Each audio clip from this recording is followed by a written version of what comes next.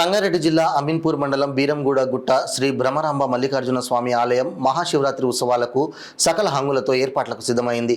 జిల్లా ప్రజలతో పాటు చుట్టుపక్కల రాష్ట్రాల ప్రజలు సైతం ఇక్కడకు వచ్చి స్వామివారిని దర్శించుకొని మొక్కులు చెల్లించుకుంటారు. ఈ నెల 25 నుంచి మార్చి 1 వరకు ఉత్సవాలు నిర్వహించేందుకు దేవాదాయ శాఖ ఏర్పాట్లు ముమ్మరం చేసింది. ఆలయ కమిటీ అధ్యక్షుడు సుధాకర్ యాదవ్ ఆధ్వర్యంలో అధికారులు సిబ్బంది ఏర్పాట్లలో నిమగ్నమయ్యారు. క్యూ లైన్లు, షామియానాలు, తాగునీటి వస్తువులు ఏర్పాటు చేశారు. మహాశివరాత్రి మరుసటి రోజు స్వామివారి కళ్యాణాన్ని తిలకించేందుకు వచ్చే భక్తుల కోసం పార్కింగ్, ఇతర సదుపాయాలు కల్పించారు. అన్నదానం చేసేందుకు వీలుగా 4 ప్రత్యేక కేంద్రాలు సమకూర్చారు. పటంచెరు డీఎస్పీ రవీందర్ రెడ్డి పర్యవేక్షణలో బందోబస్తు కల్పిస్తున్నారు. మియాపూర్, రామచంద్రాపురం, సికింద్రాబాద్, మెహదీపట్నం, సంగారెడ్డి, పటంచెరు ప్రాంతాల నుంచి ప్రత్యేక బస్సులు నడిపేందుకు ఆర్టీసీ సిద్ధం చేసింది. ఆలయం ముందు భాగంలో 30 లక్షలతో ప్రత్యేకంగా కోనేరు ఏర్పాటు చేశారు. అందులో మహాశివుడి విగ్రహం ప్రత్యేక ఆకర్షణగా నిలుస్తోంది. కోనేరును మహాశివరాత్రి సందర్భంగా ప్రారంభించనున్నట్లు ఆలయ కమిటీ సభ్యులు తెలిపారు. సంగారెడ్డి జిల్లాలోనే అతి పురాతనమైన దేవాలయం ఇది. రూపమహర్షి చేత స్వయంగా ఇది ప్రతిష్ఠించబడింది.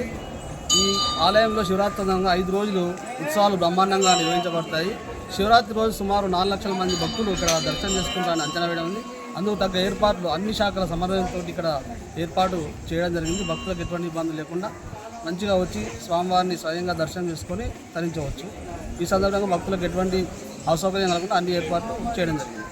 బ్రహ్మరాంబ మల్లికార్జున స్వామి వారి యొక్క జాతర ఉత్సవాలలో భాగంగా, బ్రహ్మోత్సవాలలో భాగంగా ప్రతి భక్తుడు భగవంతుడిని మనసారా నమశివాయ చెబుతూ, హరహర మహాదేవ అని చెబుతూ స్వామివారిని భక్తితో, శ్రద్ధతో ఆ స్వామివారిని దర్శించుకొని ఆ భగవంతుని కృపకు పాత్రుడై ఆ స్వామివారిని కీర్తిస్తూ, ఆరాధిస్తూ ఆనందపడాలని కోరుతూ ఉన్నాం.